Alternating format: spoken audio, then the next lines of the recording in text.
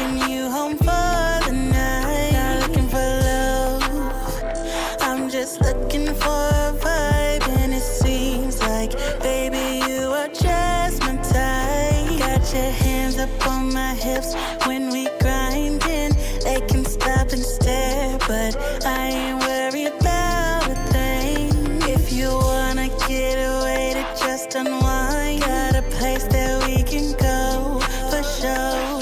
Just tell me, baby, when we gon' slide, slide, slide, baby, when we gon' slide, slide, slide, baby, when we gon' slide, slide, when we gon' slide, slide, slide. Now you've got my attention. I'm loving the way you move. I'm watching just what you do. You got a hold on me. You to sit and listen and lay back just while I prove there isn't another who can make you feel the way I do. I got you biting on your lip while I'm winding. Your friends, they all can stare, 'cause I ain't worried about a thing. I just looked up at my watch, checked the time, and it says that we should go for sure. So tell me, baby, when we gon' slide, slide, slide, baby, when we gon' slide, slide, slide, baby, when we gon' slide, slide, when we gon' slide, slide. So tell me, baby, when we gon' slide, slide, slide, baby, when we gon' slide, slide, slide, baby, when we gon' slide, slide, when we gon' slide, slide, slide. Just let me know.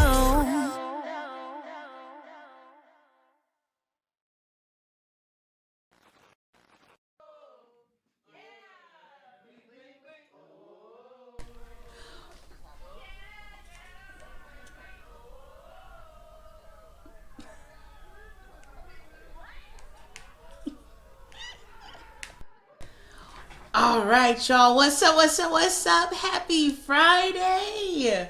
It is Friday. Finally. I don't know about y'all, but I had a long week, so I'm happy for Friday.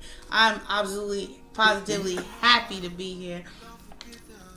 So, y'all were here last week when we did Break Sessions number 1. Tonight is episode number 2, Behind the Brackets, with 3 of my favorite TOs in the scene. We got Luke Kane Kick Game, Big Leaf Live TV in the building, and of course, Queen Vanity. Y'all tell the people what it do. What's up, guys? Alright, y'all, so Bling, bling, bling.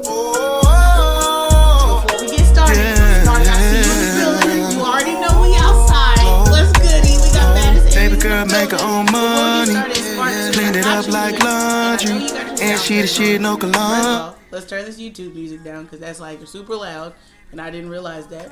Now you should be able to hear me.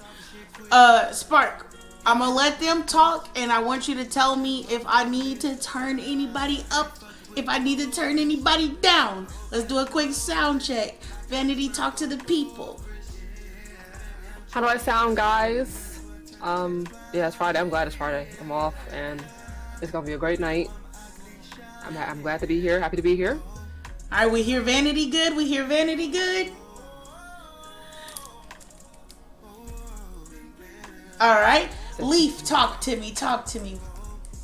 Wow, it's been such a long time since I said this, but finally, Leaf Live is back on Twitch. Feels good to be back.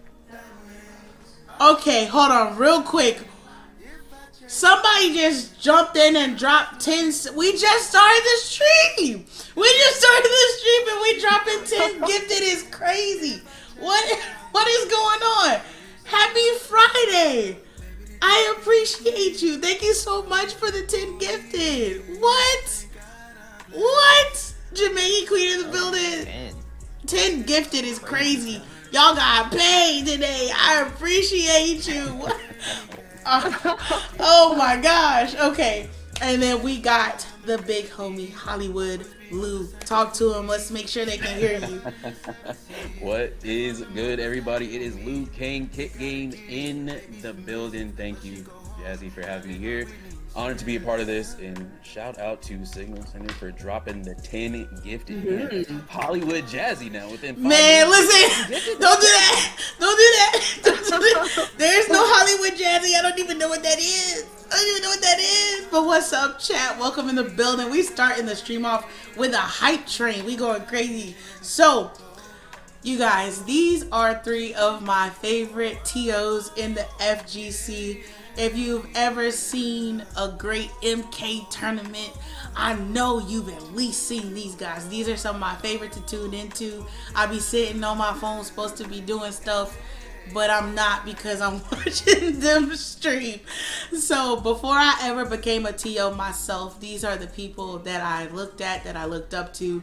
And so I definitely wanted to bring them in the building and kind of, talk a little bit behind the brackets, kind of get a feel for what we do behind the scenes. What's up, Miss J in the building? First time chatter. We got biddies. Y'all just started a level 4 hype train. What is going on?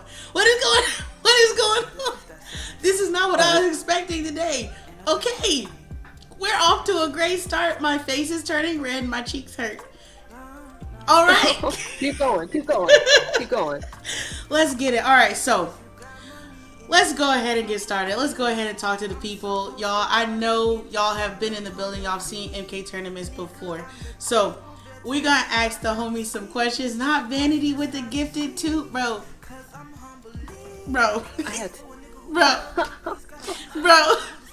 This is not helping Huncho's theory of the whole popular thing. Y'all not helping me. Like, y'all not helping me prove my point.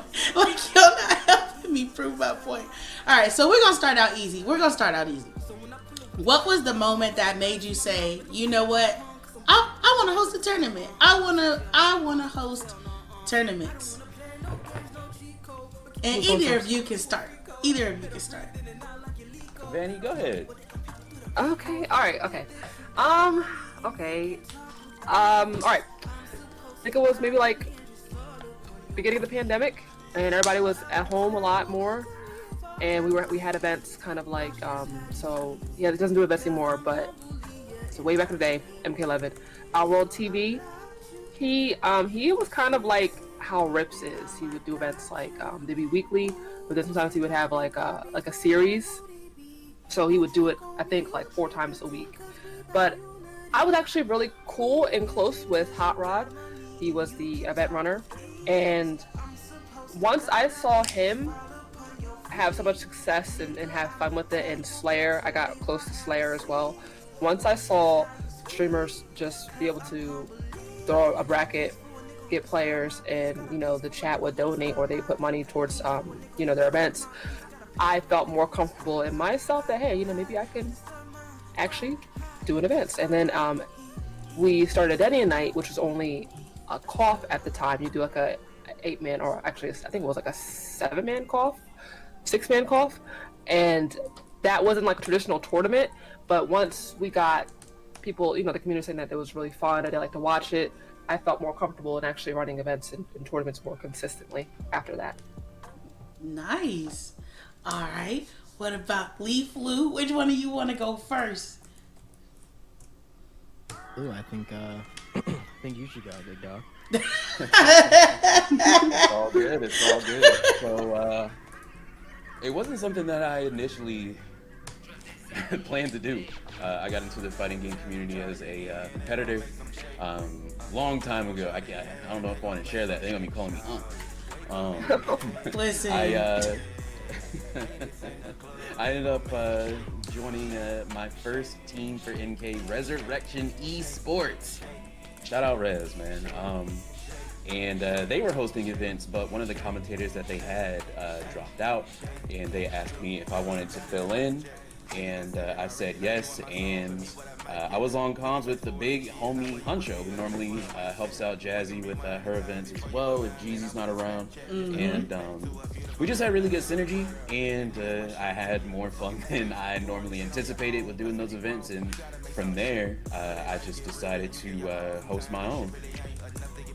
Ooh, okay. I love that. The origin story. Now, Mr. Leaf Live, Mr. Electric, what about you? What's going on? Regarding with the whole TOing thing, I think I came into the scene during that COVID era, and at home the whole time. I used to watch a lot of Vera, but she used to do events. I don't think she really does events anymore, but she used to. Met a good set of people there, so I actually started streaming. Once I started streaming, they were like, "Hey, maybe you should do an event," and I did one. And after that, it went pretty well. I was doing, the regular old exhibitions. I didn't do no tournaments and seasons, anything like that. Just exhibitions, just fight nights. Created titles and stuff like that. So it was pretty cool. Woo, y'all got some nice origin stories. Mine is much simpler than that. Mine is much simpler than that. I was lurking. I was always a lurker. I played MK11, but I was a lurker. So, I would watch you guys host events, but I wouldn't say nothing. So, I'd be there, but I wouldn't say nothing. I would watch you guys. I'd seen Jeezy with his Kingdom of Chaos. And one day, I finally decided, I'm going to type something. And I started typing, got to know Jeezy. Jeezy was my first person that ever put me on the mic was Don Tizzle. That's where I originally started at. And then the big homie Jeezy was like, come get some more practice, gang. And I was like, okay. Okay. And then after that, I was like, what? I want to try my hand. I really want to try my hand. I've always been a gamer. I've always loved MK and Tekken in specific. So, I was like, you know what? Why not? Let's tap in. And then MK1 came out right after, not too soon after I started hosting events. So I was like, you know what? We even got a brand new game. It may make me want to throw things because, cameos and whatnot. But we here. Big Huncho in the building here. Big barbecue chicken himself. What it do? Big Huncho. All right, so what was we're just opening questions here, getting to know a little bit about y'all and getting to know about behind the scenes. What was the very first fighting game for you, personally, that you got hooked, it hooked you, it made you want to play fighting games? Now, I know some of us might be telling our age here with this one, but you know what I'm saying? but you know Right. For me, when I was a kid, I guess when I got hooked, I would play it a lot, right? I would say Soul Calibur 2. I had that on PlayStation 2, yeah, so, original gamer. And I loved it. I loved, had weapons, to fight people, 3-dimensional, and it was something I played a lot. Okay. I'm gonna make you go first this time, Leaf. You know what? That's perfectly fine. I was actually really, really late into the gaming community, the fighting game community, because I'm originally from 2K. I play NBA 2K every year, the same, the regular old basketball. But I first started with Mortal Kombat X, and how that happened was I was in college, freshman year. My idea was, okay, we don't know anybody. I'm gonna have my dorm door open 24/7, so whoever comes by and if they want to play, they can play. And when it came with 2K, I wasn't losing, so I had to pick a new game. And MKX came out, and I wanted to try it. I thought Sub-Zero was cool, and at first I was losing, but then we started really playing. We started playing for money, and it got really nice to the point where I was not losing, and that's kind of what got me into the whole. I would say FGC. I'm more or less just an MK head. I'm always gonna buy MK. So okay. That's what really got me. And Mr. Hollywood Lou, what is your game of choice? What got you in the building with the fighting games? Ah, man. I'd say the first one that really had me hooked, that I got a lot of memories on, is Marvel versus Capcom 2. What? I had a Dreamcast at my grandma's house, and that was one of my favorite games to play. And I have an uncle that collected comics when he was a kid. So when we would play the game together, he would tell me the origin stories about the Marvel characters and stuff like that. And so I just really got into it. And I mean, that's kind of what led me to get into the FGC. They ended up re-releasing it later down the line on the Xbox 360 arcade. And then that's when I put the homies on, and they really liked it. And then from there, it was like Street Fighter 4 came out, and then Marvel vs. Capcom 3 dropped, and it was over. It was over. But hearing yeah, the Marvel words 2, I would say, was the Dreamcast start really wow. Oh yeah. My knees old man Luke. My knees just started aching. Like, oh my gosh. My very youngins in the chat, like, what the heck? what is a Dreamcast? That's not even. What is that? That's not even a console. Like, yeah, I mean, once upon a time, and way back in the day, my first game was actually called Rival Schools on PlayStation 1. That was my very first fighting game that I ever played, was Rival Schools. I was in there with the Hadouken, he's in there, he's getting it. You know what I'm saying? We definitely, I used to overheat my PlayStation so bad because I didn't want to lose my story progress, Definitely didn't want to lose my story progress. But Rival Schools, PlayStation 1, I don't think they ever put that on like another system. I've never seen it anywhere else if they did. Blue Light 48 is crazy. No.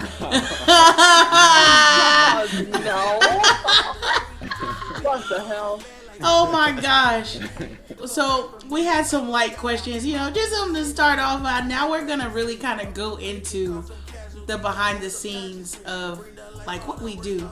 So what for you guys goes into prepping for an MK tournament behind the scenes that the players don't usually see? And I know, Vanity, you don't just do MK, you also do Tekken and sometimes Street Fighter as well. So what goes into prepping for a tournament behind the scenes that the players don't get a chance to see? They don't know about. Behind the scenes, oof. You have you commission graphics, and finding a good graphic artist, that takes time. Building a relationship with people in the community, that will benefit you or give you good referrals, people that have good graphics, or you make them yourself. So I'm still in the point to where like I will commission them, but I will also sometimes just make them myself. If I make them myself, that takes hours. Oof. The invite process, I love to still always invite my players, people that I want to see play. Some of the more known players that you see in the offlines, I will actually shoot a personal DM to. Sometimes, if I feel like the tournament has me getting a lot of signups, I will do I'll get maybe 20 players and then invite all of them. Because I've never, in hosting events within the last couple of years, I've never canceled an event. I've postponed an event because one player, he was going on vacation, or something happened with the family, so I postponed the event. But I've never canceled an event. I've always had enough players to play in a tournament. My events we'll get a huge surge of signups, maybe the day of. And so I'll tell my mods. I do have mods now because before it was kind of not chaotic, but I'm doing so much when I'm streaming and hosting.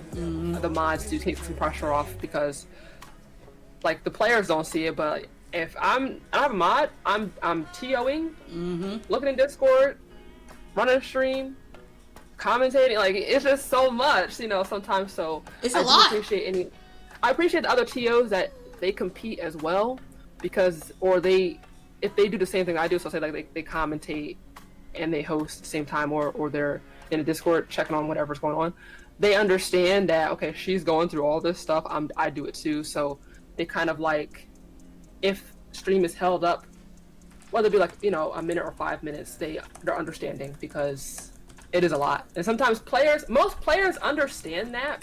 A lot of the OGs understand it because they've been in the scene for so long, and they're happy that there's just an event going on. But some of the new players, they'll be like, "Oh, what's the hold up and stuff?" I'm like, this takes time sometimes. I'm happy I have mods now, but a lot of players, they don't understand, like, okay, I'll cash them out. I'm still working on the event another hour or two with the top 8 graphic, or just posts and tweets, or getting back to everybody and stuff like that. It's a lot of communication that the TO has to do before and after the event's over and during the event that players may bypass that. Yes. Yeah. Math equation. No. Yeah. You gotta be like a champion multitasker to be able to run these things. Like you gotta be able to be a champion multitasker for real. It is not a joke. So Lee, Flu, either one of you can go. I won't force your hand this time. Either one of you. What behind the scenes for you guys goes into prepping for the MK tournaments? I know you guys do some joint events together as well. Everyone knows Run the Inferno is one of the hottest events out right now. So what goes behind the scenes for you guys? Yeah, like what Vanity kind of touched on in the beginning, when you're trying to build up your event, there's a lot of like networking that has to go on.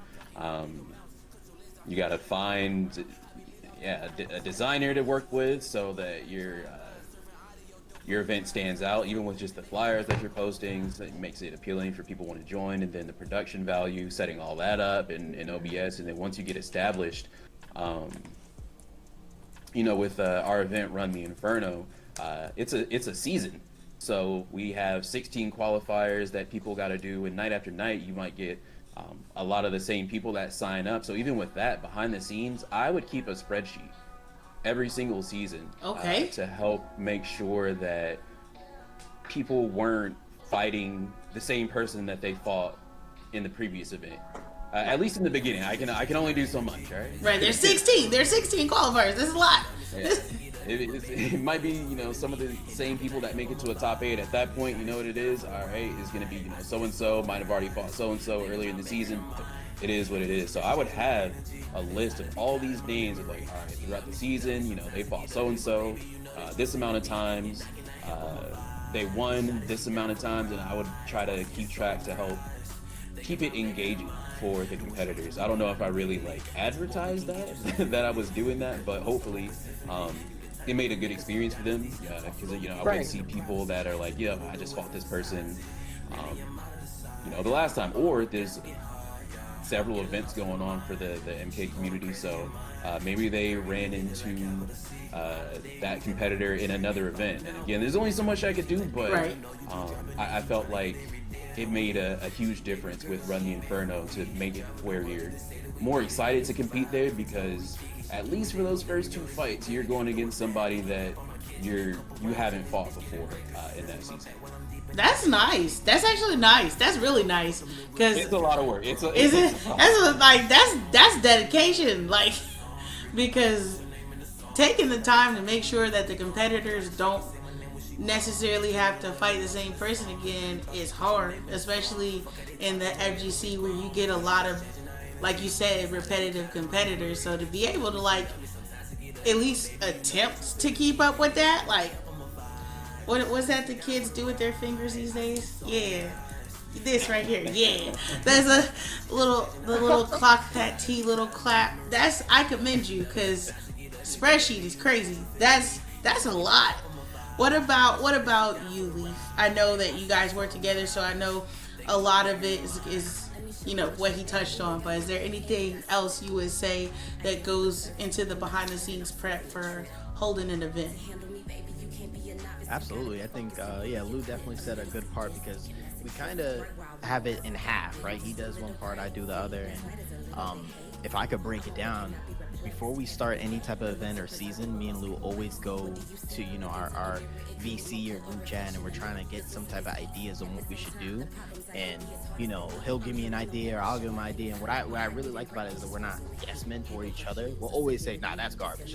Toss that out. We're not doing that. Like, or maybe the color of the season or the theme of the design. I'm like, oh, that should be brown. Lou's like, that doesn't make any sense. Why would it be brown? Let's change the color. We go back and forth like that. And then again, you know, with the, of course, the graphic designer, and make sure that everything is good. One thing that I feel like with his side that he does is like make sure the bracket, the coordination, you know, the rules, everything looks nice, right? Like, so players have an easy way of, you know, just kind of operating through the season and then also the tournament. For mine, when I'm dealing with a graphic designer, you know, we have like 3-4 designers that are doing, you know, okay, he's doing the, you know, the scoreboard, this person's doing the bracket, this person's doing the, you know, the beginning, you know, intro, whatever, and I'm trying to make sure it all looks nice, so it's all good to go. And then yeah, that's really you know, I think that works well for you guys because you bounce off of each other. Like you say, y'all hold each other accountable, y'all bounce ideas off of one another, y'all keep each other like you said, y'all talk and y'all definitely tell each other the truth, but definitely having one of you that like spreadsheets is still really what got me like, bro, that's man. And then you got Leaf, like both of you guys really care about the production as well, and being able to have both of you to take the time to do that makes RTI like I know that people are like probably in mourning right now while RTI is taking a break. They're probably like, what are we supposed to be watching? But no, I mean, I don't have anything else to touch on right there. That's like seriously. And then you guys, I know at one point you guys were doing like the stats and stuff too. So to be able to keep up with that, like the amount of time you have to put in the background to be able to keep evolving the event and keep making it something new, something more fun, more engaging for both the viewers and the players. It takes work. It takes a lot of work. So what would you say? Here's one that I want to know for you guys, because like y'all know, we got multiple TOs in the scene.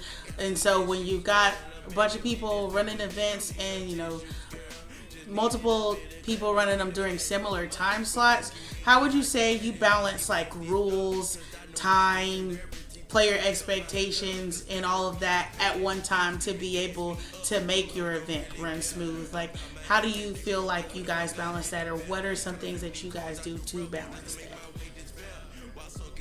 Did you guys want to go first this time? Yeah, I can go. So I think it's really, it is a balancing act. It's something that takes time. And I think being a TO, yeah, you get to like establish the rules, but you got to be open to feedback. As we continue to grow with Run the Inferno, Leaf and I would, you know, discuss major decisions between ourselves, but then we would also get our community involved. So like you mentioned, with events going on at the same time, you know, you got competitors that are sitting around for a while, and you know, it kind of takes them out of it. It kind of ruins the experience for them. So we decided to implement DQ timers. And we weren't sure of how long we wanted that timer to be, and so we asked our community how long you wanted to be. We set up a poll, they voted, and then we made our decision based on that. Same with PC for Mortal Kombat specifically. The connection for console and PC might not always be the best. And so some people threw out the idea of banning PC altogether, which of course shuts out a good amount of solid competitors. So again, we made a poll, they voted, and most people decided to keep PC. So we decided to do that.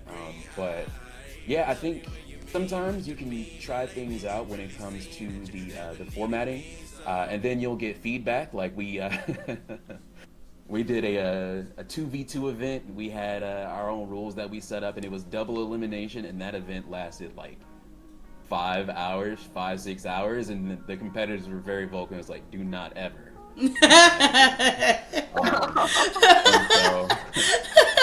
Sometimes you gotta learn your lesson the hard way. Sometimes you don't get it right that first time, and that's all good. But yeah, I think community feedback and taking that into account is a huge difference maker with how much people actually enjoy the event. Okay. All right. Leaf, you got anything to add to that? I agree. I think just regarding setting like rules or the ground rules is one thing that we definitely do. I feel like is Lou is like good cop and I'm like bad cop. He enforces that DQ timer, and shout out Rubatana and Lex and Liv. They make sure that it's run smoothly. But then when it comes down time, I think the bad cop really comes in when like we're on stream, like people can see our face and it's like, oh, what do we do here? I have no problem taking the blame or taking that. DQ that man. DQ him right now. We need to move on. Like, let them hit me up in my inbox after. I have no problem with that. But yeah, I always say respect people's rules. Whatever your rule is, stick by it. Don't flex it for anybody. Don't try to change it up or anything like that, because when you do that, then you change it up for one person. Now you got to change it up for everybody. Now you got Discord jumping in the middle of a stream. Oh exactly. Man. It really is, and the last thing, of course, is the players who usually make it to grands. They're never the people that are late or DQ or anything. You know what I mean? Like they're usually they listen. So yeah, it's facts. Now, Queen Vanity, what you got for us? You got anything to add? Well, basically, Leaf, pretty much. Leaf and Luke pretty much said everything perfectly. I would say double down or triple down. DQ their ass. Oh, me. If you have to. Like, the show must go on. It must. Why are we... I done worked 9-10 hours to come do this event. Yes. I'm on time. You're not on time? I'm here the whole time. So, just... And also because I've also gotten, players DM me saying that, they waited this amount of time for this person. And just as I'm about to DQ them, they're like, oh, I'm here.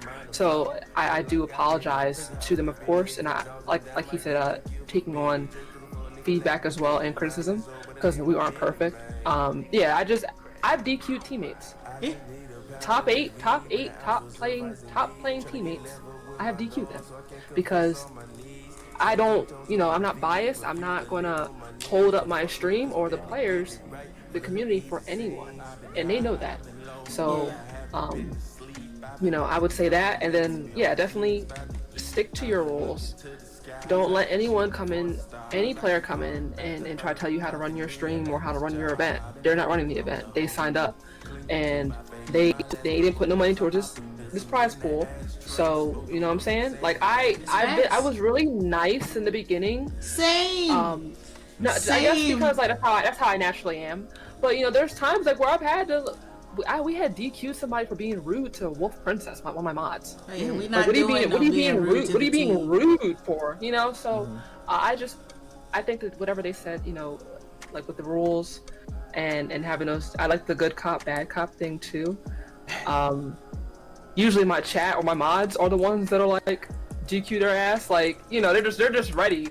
So I think it's really important just to stick to your rules, and everyone's here.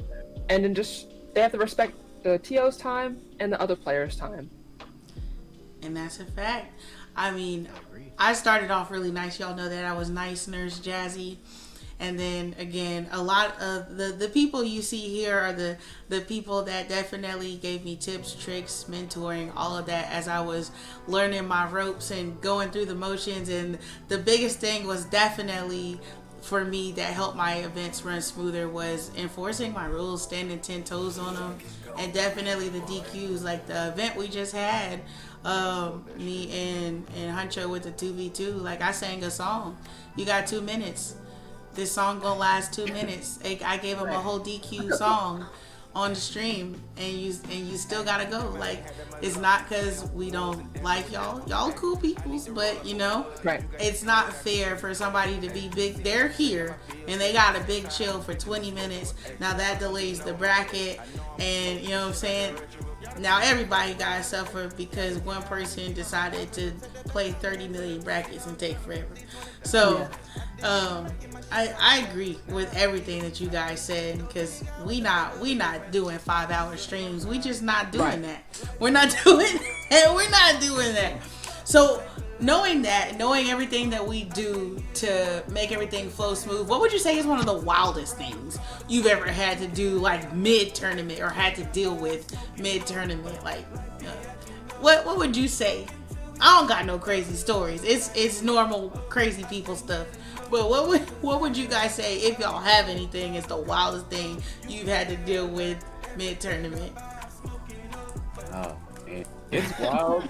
It's wild to see some people when they lose. I get it. When you're on stream, there's a lot of pressure. You know what I'm saying? Some people get those tournament jitters. Even if it's an online event, you want to showcase your skill set.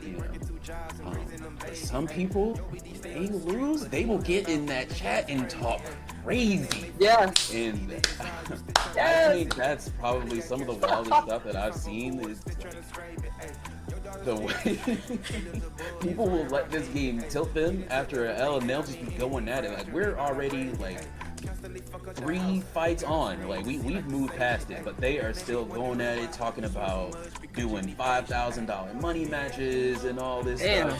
5 bands for MK is crazy. And when it's time to put up the bread, they're nowhere to be seen. But, I think that's a large part, is to see, like, some people just can't let it go. They talk crazy in there. And you get some people that might step over the line where it's like, all right, nah, now we got to pack you up.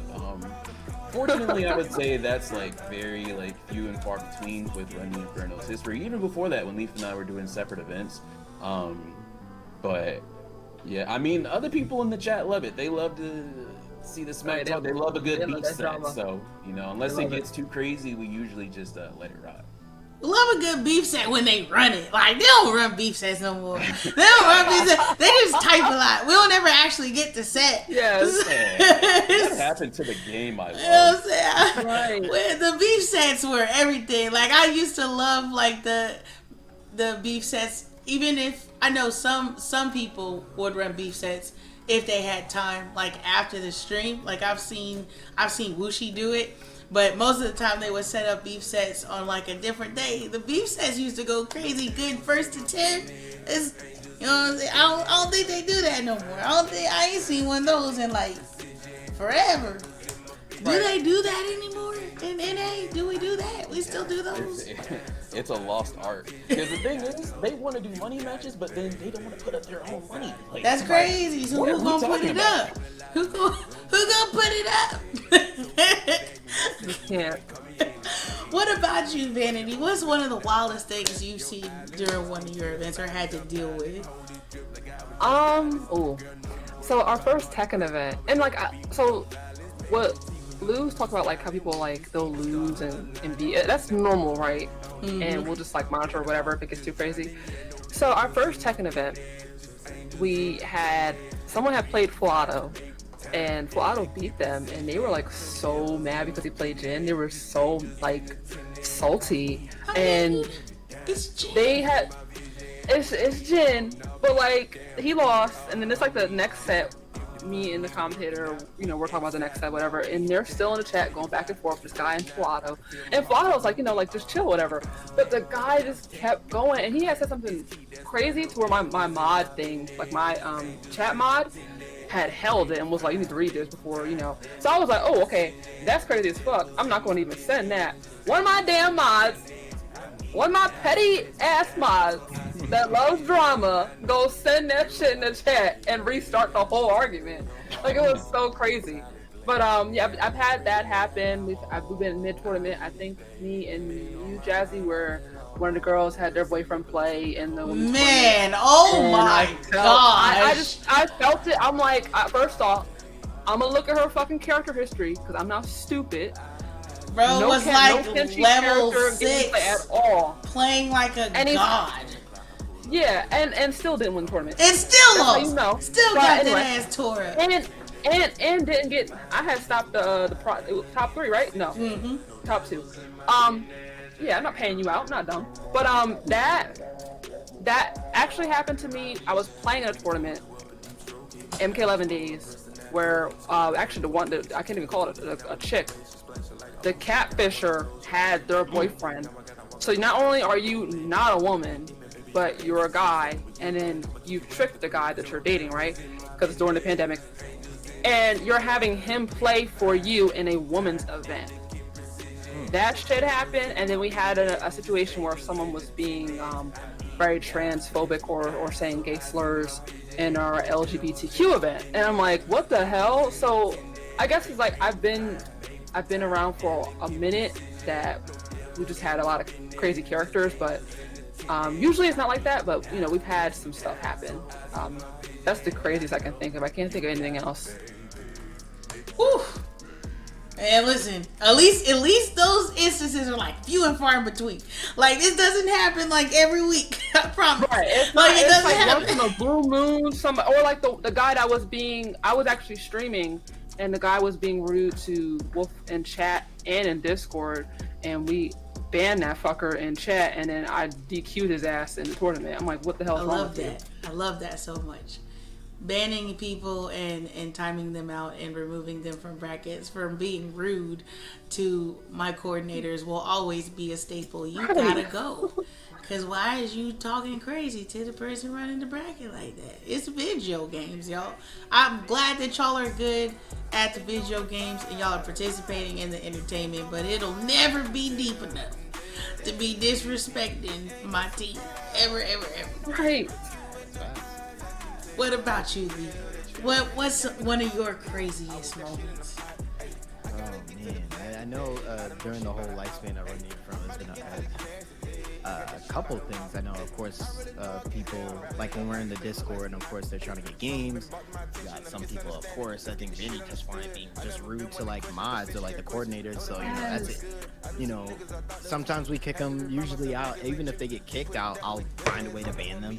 I like to do that. I like hit me up after saying, wait, am I banned? Yeah, you're banned. There was actually somebody who asked to get kicked from the Discord. So I banned him from the Discord. And he, of course, you know, that's the thing. It's that's like, tough. You have two, you know, you got both your parents, and you ask your mom, can you go out? She says no, and then you go to your dad. He's like, oh, okay. So they ask me, wait, why am I banned? I'm like, you know why you're banned. They go to Lou. Luke, is there any way I can get unbanned? I'm like, oh, you know. United front. Yeah.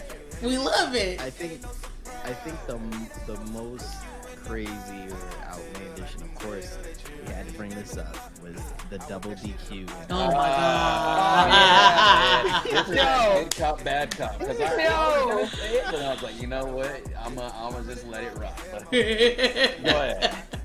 It was the finale, and you have, of course, you know, and again, this is me being bad cop because I don't care. You had Darks up in there, and you had Shaletta. Now, Darks, on the other hand, I've double DQ'd him before, so he knows I'll do it. So I think he doesn't care. He knows he's gonna get paid anyway, right? He's in the finale. And then Shaletta was standing his ground, and Dark kept saying, he was like, if you don't join, we're gonna get double DQ'd. That's exactly what happened. I took part in that one. I was part of the bad cop team. I sure was too. Ultra bad cop. Shaletta messaged me. I was like, what the fuck? I'm not running the event. I'm talking about. I was definitely part of the bad cop team. I was keeping the time going. I was like, where? Timeout. Timeout. That we don't get times like that often, but the double DQ, that one was the talk of the town for like 2 days. I was like, oh my gosh. We day after day putting on for Run the Inferno, did like a solid year and a half straight of just events and everything. We never got anything close to the amount of traction we got on that on Twitter and everything, the amount of retweets and views and everything. It was crazy. I know they always say, you know, every day on Twitter there is a main character, and your job is to not be that guy. And right. we ended up being the main character for a day or two. It was crazy. You know what's crazy? It's, I actually. Oh, go ahead. I'm sorry. Oh, sorry. All I had to say was I remember when it happened, Lou the whole time was just angry, and I was like, Lou, we're good. We are good. Yeah. Everything's gonna be just fine. You give it 1 day, you give it 2 days. After that, we're gonna be good. Liv said Lou was stressed. Yes. Lou was stressed. Yeah, I was. Y'all out here stressing Hollywood Lou. That's not cool, man. We still had an event too. I was feeling hot. Like I just. Oh. Yeah, it's been a minute since I've gotten to that point, but you know, it is what it is. We've moved past it at this point. That's our legacy. I still pull up to other streams just like, yo, what's up? Yo, double DQ? Like, No. No, it was definitely great. I think I actually was crazy. I slept through the double DQ part, but I was still in the stream when I got back. When I woke up, you guys were like, I think like almost in grand finals, and I was like, okay, cool. But then I went to Twitter and I was like, what the fuck happened? Like, yo, and it was crazy. It's like I think at that point every TO in the MK scene was in that stream and was sided with you guys because we know what it's like to, first off, you're in a finale event and they're bullshitting, but like, yeah, like DQ their ass, what the hell? And then, them trying to take it to Twitter and switch the narrative. When I watched that whole video, I was like, I'm gonna, be fair, both sides. And I was like, they should have been DQ'd his ass. Like, what the hell? Like, you guys are being so nice. And I'm like, wow, like, that's crazy. It was real gracious, not gonna lie. It was real, it was like nice. in game, all the portals open up, all the TOs pulled up to Twitter. Oh, man, and in that moment, we were all one. Shout out to the people that came together. You know how community works. There's gonna be people, you know what I'm saying, they just like drama, they don't even know you, but then you got your people that do, that's gonna ride, and 9 times out of 10, you don't even gotta defend yourself for real. Right. They gonna get it done. So we talked about one of the craziest things. What would you say has been one of your proudest moments as a tournament organizer so far? I'll go. I would say the ability to connect with so many people in the scene and see what they're able to achieve. Either seeing their growth in Run the Inferno, being able to qualify, or how far they place in the finale, or seeing how well that they do at these major offlines. I think a great example is Online Kale. He has been pulling up to our events since the first season. Made a name for himself from the very beginning, but then within a year's time, you're seeing him go to these events like CEO and win, and it's like, yo, like he used to pull up and regular, always in our event. So it's people like him. Happy belated to him, by the way. Yeah, happy belated. So I think when you're a competitor, just the nature of it, you interact with the community in a different way. Like you're used to like, I don't like Online Kale because if I'm paired up against them, then I'm gonna get dogged. It's a different kind of thing. You're more likely to beef with people because it's constantly you two going at it to see who is gonna win and lose.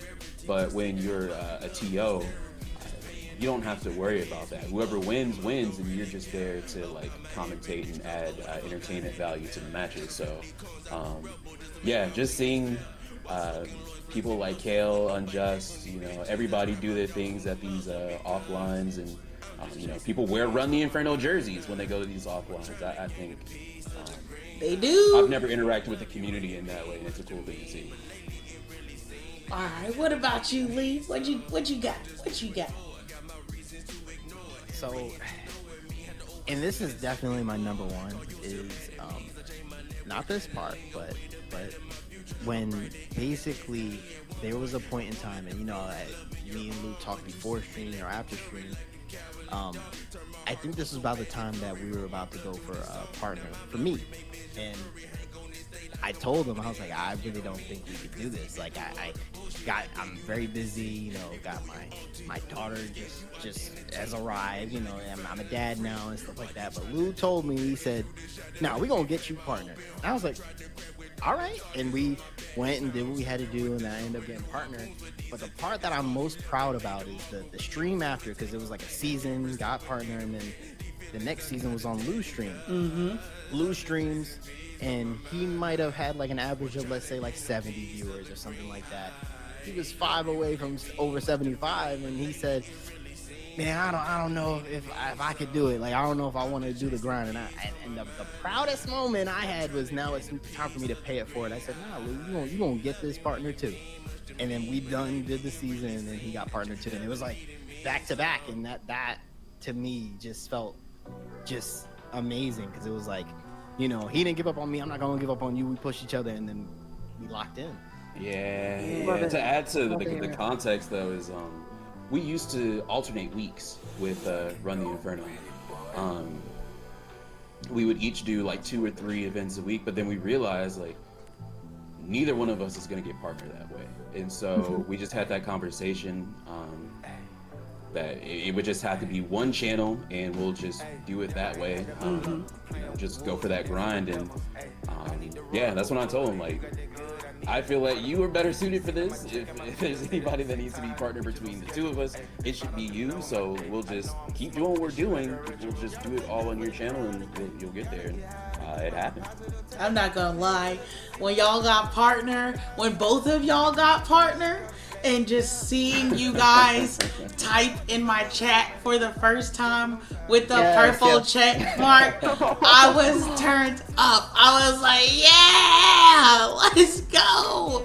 To be able to see the grind, to watch the grind, to watch, like, not just like your older events, but watching RTI go from season 1 to where it is now, and when y'all were working for partner, watching that grind, like, I love seeing people win, and seeing that with you guys was so fun. Like, I was so excited when y'all posted the, like, look, you've now been accepted to partner. I was like, yeah.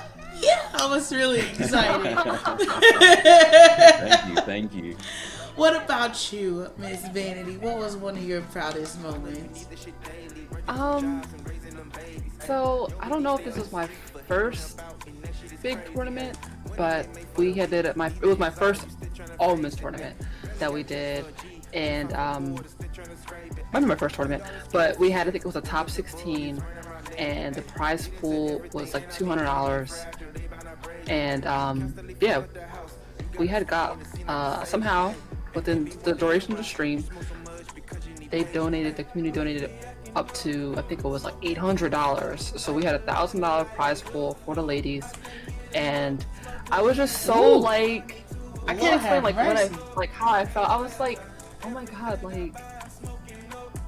like this is so amazing. Like, you guys really just, and we weren't asking for donations. We had, you know, here's a prize pool. Come see the ladies play, and they were like, oh no, we're gonna donate. Can we donate? And it was just amazing. Like, a lot of ladies, after they thought they were just thanking me for just throwing the event, and the community was like, Vanity, please keep doing events, because we just love your vibe. We love that you give the players a platform to play and stuff. So that really kind of motivated me to do more events, just in general, and in the tournaments. And I feel like I think another proud moment that might top that was when my sponsors, so Padia, you guys know them, they do like the brackets and stuff, right?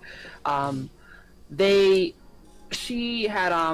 originally sponsored me, and they were like, you know, we would like to not only give you the prize pool money, but also pay you for doing the event.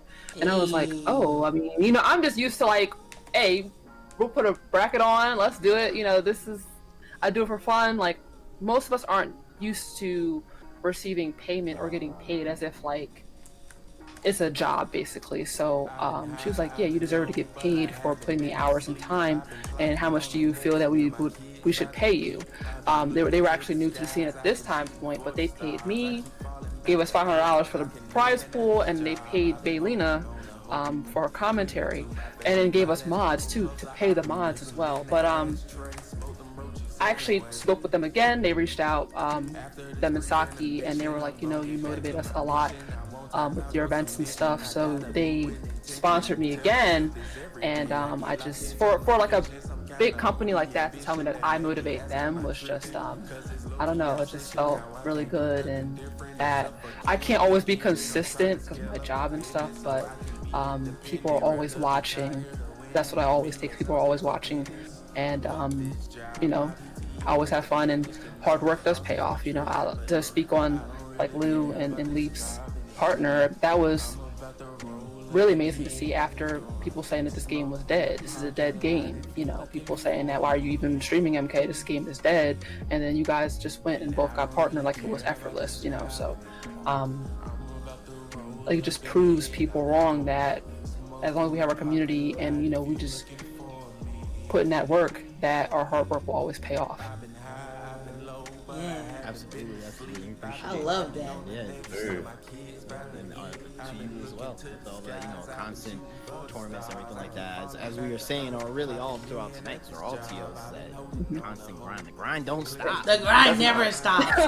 Does not. And even if the game is quote unquote dead, like she said, the community gonna pop out. Like, y'all know, I disappeared. I was hibernating for months and came back. I didn't plan to come back to do events, but I just have fun doing them. Came back. This past event went crazy for absolutely no reason. I had no intention of it going crazy at all, and it was literally probably one of the most fun 2v2s I have done in a while. Mr. Aquaman dropped off the event raid from them, and we just had a blast. But I would say my proudest moment would definitely be the season of Chaos Realm that I did with my brother Jazzy. I never expected for that to turn into what it did. Like, the first sign up number 1, the bracket went so dumb I had to cap it. I was like, oh no. I wasn't expecting that level of turnout, and just being able to rock it out with my brother. And even though we were switching from stream to stream every couple of weeks, like, the support was there no matter where we were. So it was just like being able to complete that full season with him and see how it turned out and see how it went. Like, we literally was just like, one day we was like, hey, we don't want to run events by ourselves no more. You down? We gonna do this?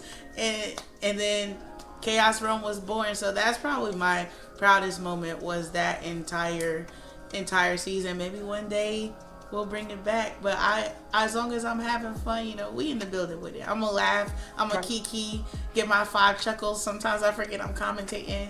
Big Speedy in the building. What's going on? But we're gonna get ready to wind down. I want to know, what's something that you guys wish that you knew before organizing your first event? If you had to say anything.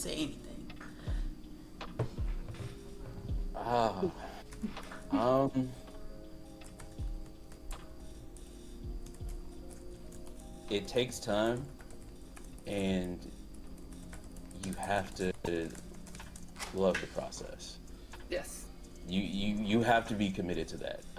I think whenever you do your first event, first stream even, you might be in your own head about how it's gonna go, about what the numbers are gonna be, and stuff like that, and really don't let that get to you. There's always room for improvement, even for TOs that have been doing it for a while and established, or even at these offlines. Like, we'll go to Evo and it's like, they could have done that a little better, and it's like they've been around for a while. So don't necessarily compare yourself to those other events that are established, and just take it day by day. I think that's something that Leaf always preaches with all these seasons that we did for Run the Inferno. He's like, we're doing well, the numbers are growing, but I think there's always something that we can update with the production or something like that for the next season to make it even better. And I think that's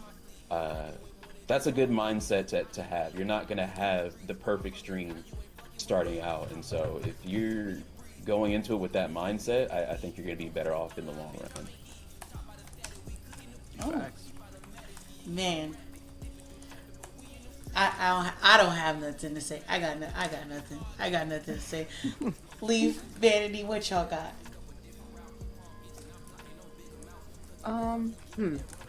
So definitely, like Lou said, enjoy the process. I think you just make sure that you're still always having fun. I know we've got to run the bracket and check this and that, but just make sure that we're having fun. That's one thing I just love about being a TO, is that it's very fun for me. The players say, "Man, we had a great time. It was fun." That makes me so happy. Is at the end of the tournament, or whether they're in the tournament run and short, or they make it to the grand finals, they'll always come and chat and be like, "Man, I had such a great time. Thanks for hosting," etc. Just enjoying the process, but also, I guess, like, if you are feeling like you're burnt out, like there's one point in time where I was doing like a season and stuff, and I felt like burnt out because like I would schedule it after work, and that's not always good, especially I work a lot. But just taking that time too, like, don't be ashamed or afraid to take a little bit of time off, because the community's still going to be here. So I was like, oh my god, I can't take time off, or putting the unnecessary pressure on myself, when at the end of the day, this is because I want to have fun and do what I enjoy, and not make it seem like I have to do this and stuff like that. Also, if you do have I love Lou and Leaf's dynamic of, like, they hold each other accountable and they're a team. If you're going to do events with somebody or collab with somebody, I feel like just being on the same page and operating as a team and being fair to each other, because that was something that I had to learn the hard way of, my motivation, my goals, and what I want to do for the event might not be the same as someone else. So, and I feel like that held me back for a while as well. But, Jazzy, our collab that we do together and working with you is always amazing for me. And you are like, I feel like when I work with you, that is like, I don't want to work with no one else that's not going to treat me the way you do and work with me the way you do, basically. Like, I'm not going to settle for less, because that drains you too, as well. It does. And then also people being people. So one thing I had to learn is that although I'm on time, although I've planned out this whole event, graphics, and we got the prize pool money in the match arena, and we're ready. The stream is here. The chat is here, talking, vibing. Players sometimes have things come up. They're not going to answer. They're going to be late, or they're not. They're not going to be there. So, just not taking it personal when we have to DQ somebody, because most of the time, if I do DQ them after the event or the day later, they DM me saying, "Oh, Bandy, something happened." And I'm like, it's no worries. So I don't take anything personally towards me if we have to DQ somebody, or if my commentator's running late, or if they can't commentate 2 hours before the stream and I have to do it myself, etc. I don't take it personally. Cause life still life's at the end of the day. Yes. Like life still life's. Like 99.9% of us who hold these events and play this game, we got jobs, we got families. Like, we've got stuff that we have to do. Things happen, life happens. So, taking it personal. If you take everything personal that happens to you in the FGC, man, you're gonna be real sad. You're gonna be really sad, especially trying to do an event. So I definitely agree with that. And Mr. Leaf, what do you have for the people? I had known these when I first started doing a event. I would say the first one is don't overcomplicate things, right? You look at Evo, you look at all these offlines, and the tournament is a straightforward double elimination tournament, right? Sometimes people want to do, nothing's wrong with a 2v2 or a team battle or anything like that, but at the end of the day, always remember that you can do, just do the regular old, and that will always be the best, right? That's the first one. The second one is just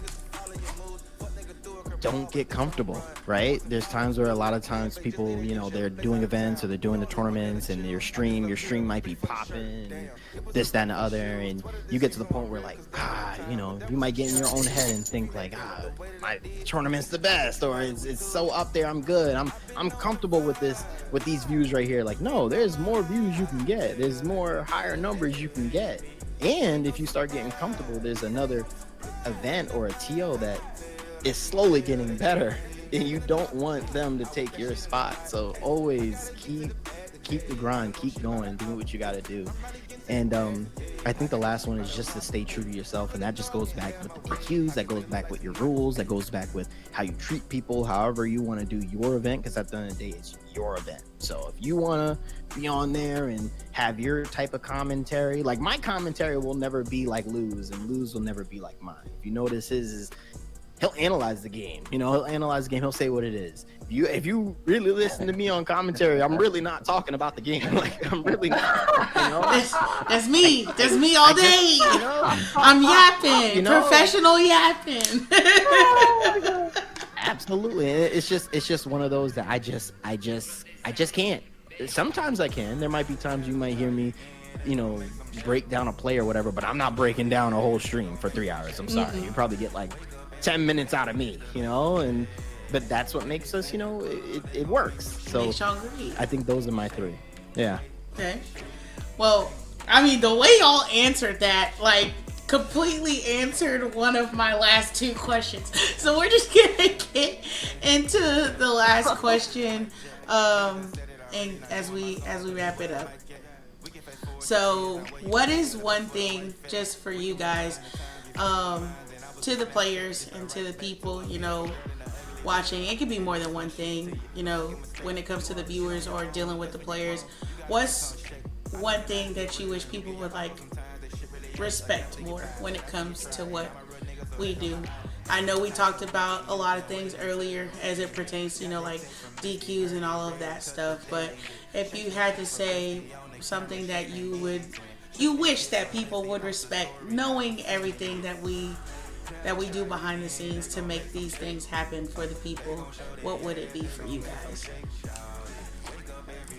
That's a great question. If I had to say, there's two. The first one is, you know, we're human beings like everybody else. You know, we have 9 to 5s. We come home and, you know, I don't know if anybody else got kids, but I gotta, you know, take care of my kid, and you know, obviously, you know, being a husband, and, you know, normal lives. Maybe I want to go out. Maybe I want to go to the gym or something like that. It's a bunch, you know. And then after, we always have that time. Then, it's time, you know, 7 o'clock, 8 o'clock. It's time for an event. I'm there, you know. So look at it like that. And the second would be, not even just for me, I think for the rest of the TOs as well, is you gotta, you know, I think a lot of TOs deserve more, not just respect, but like that, you know, I don't want to call it clout, maybe acknowledgement. I don't know. Like, a lot of times when they always say like, oh, who's the best TOs or what's the best event and stuff like that, even though there's plenty of them, you know.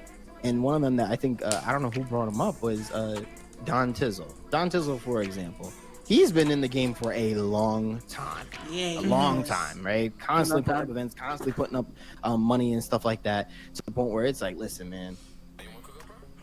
Listen, if they ain't no, let's say, SRTV, Don's right there. You know what I mean? Man. Don's been locked in for a long time. So listen, shout out, respect Don as well. Don Tizzle, for my very first, when I told him and Jazzy that I wanted to be a TO, Don Tizzle threw my very first event for me for my birthday almost 2 years ago.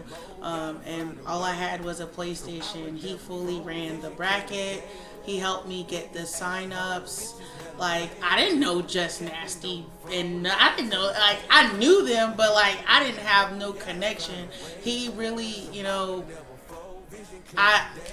all I can say is thank you. Like, all I can say is thank you. He definitely handled business, and anytime, still to this day, if I want to pull up and chill, we do some random event, even if we just kiki and laugh the whole time with the rest of the players, it's always a vibe with Don. He's amazing. He's amazing. Me and him, we did a women's event series for MK11. I think it lasted like 2 months, but like we were committed every week, every event. I think it was called the Condom Conquest. Damn, but like he's so great, and I wish a lot of TOs like Don, you know, would just get more recognition because they do put on events. I think his last event he had over 30 players, which is great, you know. But I wish he would get more recognition. Mm-hmm. But what about you, Mr. Hollywood Lou? I agree with that.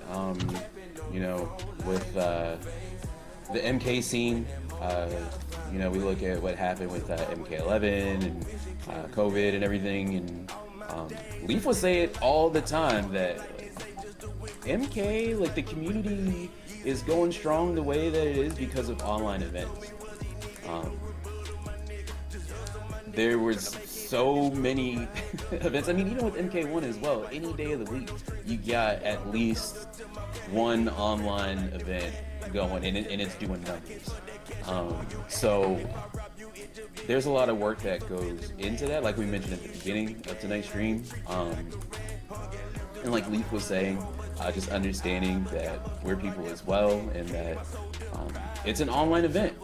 So there might be lag sometimes, or there might be a slight delay, or there might be issues in, you know, two competitors connecting so that they can get a match going and stuff like that. Like we do our best to make sure everything runs as smoothly as possible, and that everybody has a good time, win or lose.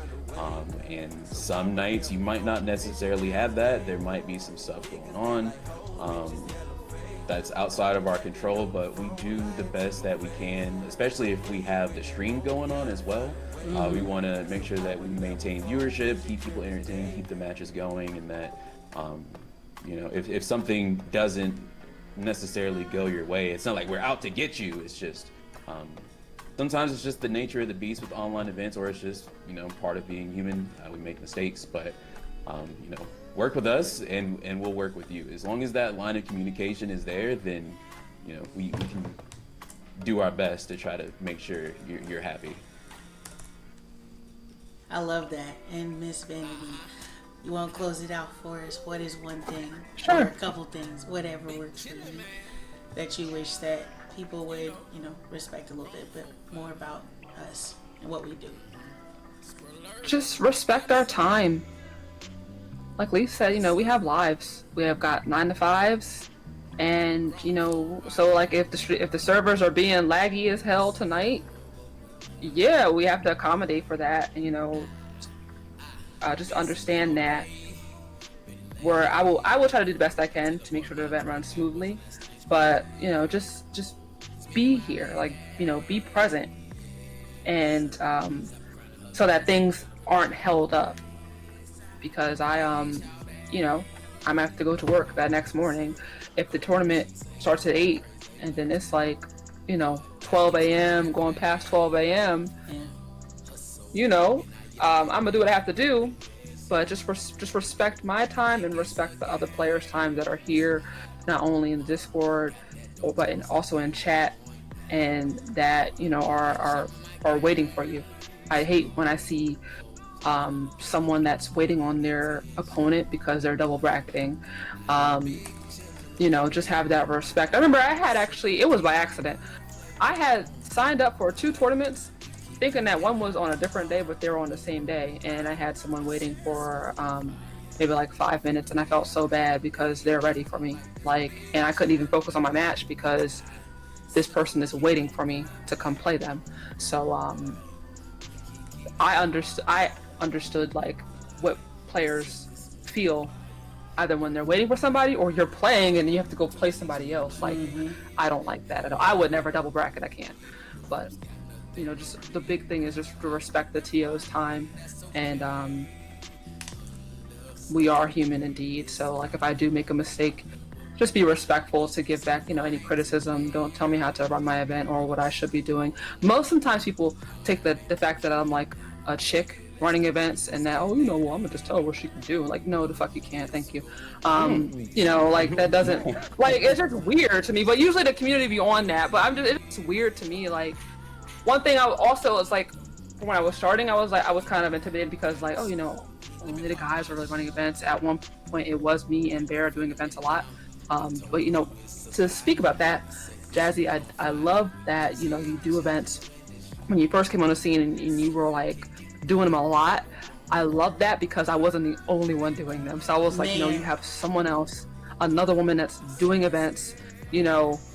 All the guys, they're doing their events, and it's cool. But I like to see when other women do it too because it's more diverse, if that makes sense. And that's why I 110,000% agree with, what I'm saying, the respecting our time thing. Like, Beat Your Ass Mondays was hard for me, bro. Like, even on the days that first season where it wasn't on my channel, I was still running everything, you know what I'm saying? So I'm a nurse, a real one. Like, I go and I take care of patients all day, and then I gun it home because my events start on Eastern time to, respect the fact that most people run on that kind of time frame, even though I live in Central Standard. So I am literally going straight from work to right here in this chair. So there's no gap.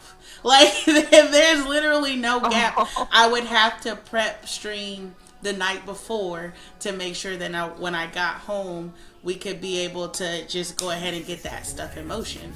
And so, respecting our time, that's literally, if I could say anything, that's all I ask for. Respect our time, respect me. The way that people have talked to me is what turned me to a gangster. If y'all saw my last event, I told y'all I had to let them know I'm a real nigga before I'm a TO. I love y'all, but sometimes I just have to, I started off so nice and I had this cute little nurse Jazzy persona. She just so sweet. I had to let y'all know, like, that's not me all the time. Y'all gotta respect what we do in order for us to be able to continue to do it, because you burn the people who put these events on out if they consistently have to deal with disrespect and negativity.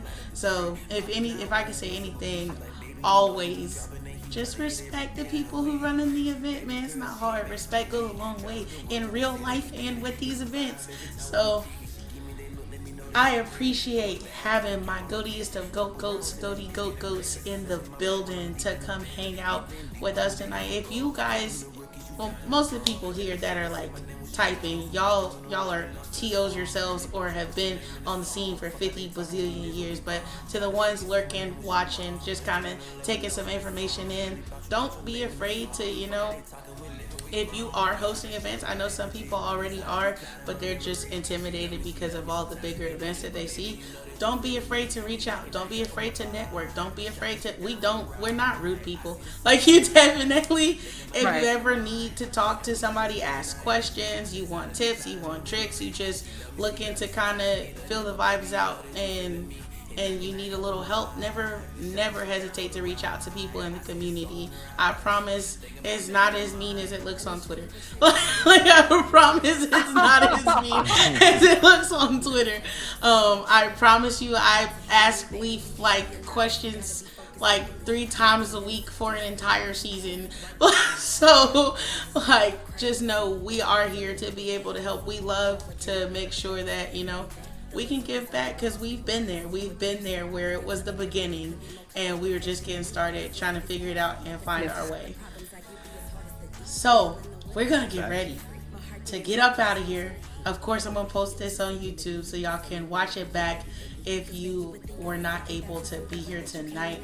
But we're gonna read out to the big homie Speedy in the chat, because he's streaming, which is crazy that he's been here typing, and my man's is over there running the whole stream playing Call of Duty. Right. Shooting and typing is crazy. Shooting and typing is wild. Thank you guys for pulling up to the stream. Shout out to my BGN family, my FBG family pulling up. Y'all is in the building, real tough here. Let's go. Like, everybody pulled up tonight. So I will see you guys later. and I cannot help on my vibe. The shot is she down for the ride. I see the soul in her eyes, thinking about making her mine. And we just exchanging our energy. Desire to be clouding my memory. She love me, sometimes it get ugly. But baby, you know that you feeling me, and I cannot help on my vibe. The shot is she down for the ride. I see the soul in her eyes, thinking about making her mine.